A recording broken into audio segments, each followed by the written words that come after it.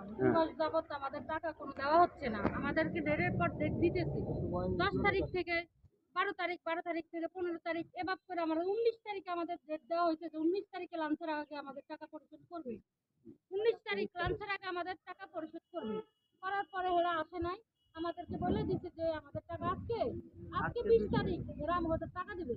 টাকা না দেওয়ার পরে এরা লিখিত দিয়ে আমাদেরকে 3 দিনের বন্ধ দিয়ে দিচ্ছে। কি কারণে? আমরা ওই যে এমপির কাছে গেছিলাম, উনি আমাদেরকে বলতেছে যে আমরা টাকা দিব না, পারলে তোমরা কিছু করো। কিভাবে তোমরা টাকা নিবা তোমরা নেও।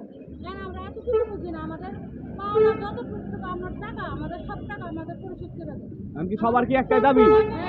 একটাই দাবি আমাদের টাকা আমাদের পরিশোধ করে দেন, আমাদের অনেক চাকরি করার দরকার নেই।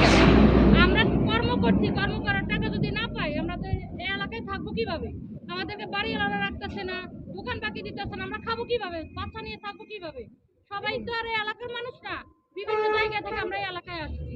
তাহলে আমাদের টাকা পরিশোধ করে দেন, আমরা এখানে থাকার আর দরকার নাই।